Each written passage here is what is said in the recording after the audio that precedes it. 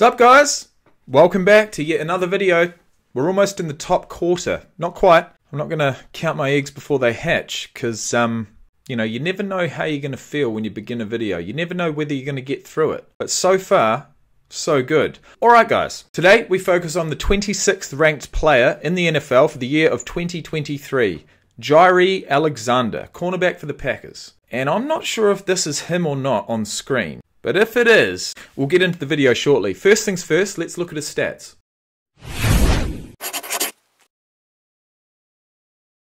JAIRE Zakar Alexander, born February 9th, 1997, 26 years of age, 5'10", 196 pounds, playing cornerback.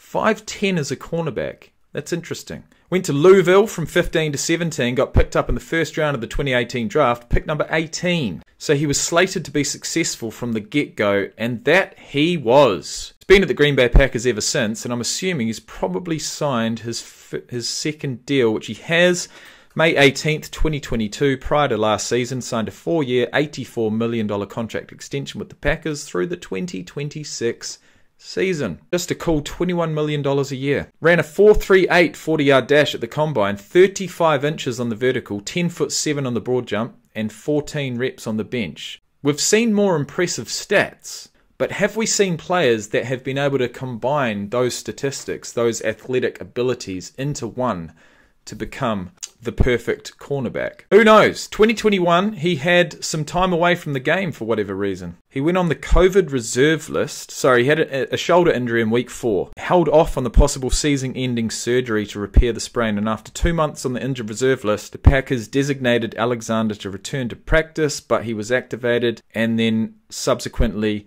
placed on the COVID-19 reserve list. He was activated again on just January the 7th, but due to a lack of conditioning, it was announced that he would miss the Packers' final regular season game. So that was 2021. 2022 came about. 16 games played, 16 games started, 56 combined tackles, 43 solo, 13 assisted, no sacks, 14 passes deflected, 5 interceptions for 59 yards with the longest of 29. Hopefully we see that. And, you know, as a cornerback, he's most probably going to be taking the best receiver in the opposing team, which means that production, you know, if you're a really, really good player, a really good cornerback especially, your production as far as your statistics could be down because of the fact that you're shutting down some of the best receivers in the league. So what the statistic we really need is the production of those receivers that you are shutting down. I don't know if we'll get that. We could probably find it, but I'm not going to right now. Let's get into the video. Those receivers you went up against this year? Oh, here he is. Ain't nobody. First of all. Alright, first of all, look, don't talk to me about the guys that I'm going up against. They're the reason why my stat sheet doesn't show the production that I'm capable of. But if I had to answer, Ain't nobody tough that I feel is tough, you know? Because if a receiver beat me, it's probably something that I did, alright? I jammed his ass to the ground. He mad as hell. Hey, you ain't open, boy. You ain't open, boy. I know you want an autograph. Are there any other corners, guys, that you... I'd love to see a guy like JAIRE Alexander come up against a guy like Mike Evans. You know, there's 7 inches of height difference there. It'd be his decision-making and ability to assess what's happening in front of him that would get him the advantage, you think are on your level? Yeah, man, I really watch a lot of film on number 23 for Green Bay, you know?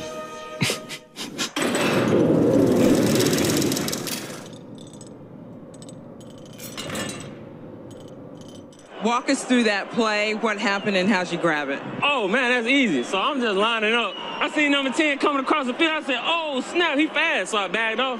When I bagged off, I seen him coming. He ran right in front of me. I was like, wow, is he really overthrowing it? Took it down the sideline, turned over with my guys, gave the football to a little kid wearing 23. He plays with swagger. He's going to give you that confidence, and he's going to talk a little trash. On the flea flicker? Hey, man. Sometimes they got to do trickery to beat you, you know, when you're the best. He don't jump in no super suit and get dressed and jump outside, you know what I mean? I don't either, sometimes. It's fun, it's exciting. I always say, you know, things could be a lot worse. I could be a Bears fan. Oh, he's got jokes. He's got swagger. He's got a, you know, ultimate amount of confidence. Intercepted, JAIRE Alexander. He's an unorthodox talent type guy. It don't look clean sometimes, but he get the job done. That's why he get paid the highest, you know what I'm saying? And he can compete with whoever it is. He don't care. A great mindset to have. Willing to lower his shoulder. Up top, sideline, and incomplete. And that was Alexander who broke it up. Oh, he's got a little gritty right next to Jefferson. How long did you Oh, it was over Jefferson. Let's see Jefferson's fucking reaction there. He's got a little gritty right next to Jefferson. What the fuck? Is that taunting? Is that considered taunting? Surely not. did you have the gritty plan? Oh, what's he fucking done here? Shoot all week. What the fuck? What is going on here? I had it all week. I didn't practice it, but I knew when I got out there, I was just going to do it. How did it look? Holy shit! Here we go. Coming up against the Vikings, he allowed one reception by Justin Jefferson for 15 yards. That just goes back to what I said at the start. He's a shutdown corner. Don't do it today. Don't do it today. JAIRE Alexander became the league's highest paid corner in the offseason. JAIRE. He responded with 5 interceptions in 2022, good for second in the league. Came from so far across the field, and he made the play. Oh my that God, was ridiculous. No wonder they paid him $20 million. Did the quarterback not see him coming? He was playing zone, kind of fell off on the pylon that we had, and picked my little over route that I had. That's a veteran play, just kind of baiting the quarterback. Oh, here's his return for 29 yards, by the way. It was a good play by him. I didn't even see him. Honestly, I thought it was an easy game for me, and he came out of nowhere. I told y'all, I'm with the aliens, baby. Stay with me. One of my favorite plays, I would say, would have to Maybe be. it's because he's just that little bit shorter, so a quarterback looking over his line is, I don't know, he might be just a little bit hard to see. When Saquon got the ball, we was in London, and everybody said, oh, 23, he don't want to tackle nobody. He ain't going to hit nobody. So then he get the ball, he run to the sideline.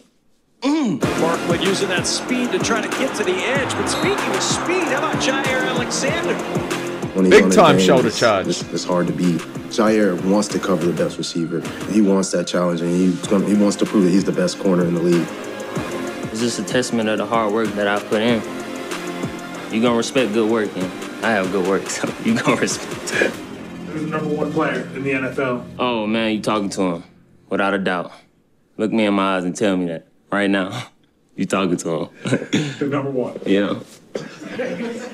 Who's the toughest? Not quite. Not quite. But you did get in the top 26, which is nothing to stick your nose up at. And in the next one, we're looking at Derrick Henry. But I don't want to get distracted with that too much. It's very easy to. What we're going to do is place JAIRE, my mistake, JAIRE Alexander in a rugby team. If he was to suit up and play, he's 5'10", 196 pounds. And the fact that he's on defense, the fact that he can see someone running, aka a wide receiver, and assess what they're doing and mimic it. So, you know, he's like a shadow, right? But also, if he is 5-10 yards away and he sees that they are about to get the ball, he can make that split-second decision, use his speed, get there, break it up. I'm going to put him in. I'm not going to put him in at winger. I'm actually going to put him in at fullback because we need that defense. We need that speed. We need that ability to shut down space really, really quickly, make those decisions and make the tackles, not be afraid of a tackle. And the most exciting part would be to see Alexander get the ball in hand with a bit of space in front of him and say, you know what? You spent all these years focusing on defense. Have a ball. Do what you want. Have a bit of space with the ball in hand. Call it an interception, if you will. Call it a punt return. It doesn't matter. You're going to get the ball with space many, many times. You're also going to be a support player. The fullback on defense will sort of hold back from the pack. It's going to be your main job to cover the field in the backfield. If the opposing team breaks that line, it's going to be your job to shut them down. You know, you don't necessarily need to go in for that spot tackle. If anything, you need to shut down the space. You need to make them turn inside or turn outside towards your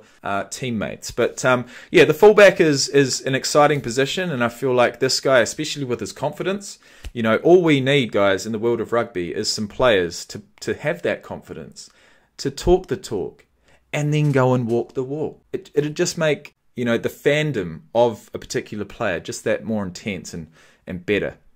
And we also need a top 100 rugby players in a particular year. We need that. We need that badly. Top 100. With the interviews, with the production. I feel like it's close. But with all that being said, in the next one we look at Derrick Henry, and I cannot wait. Thanks for watching, guys, and I'll see you in the next one.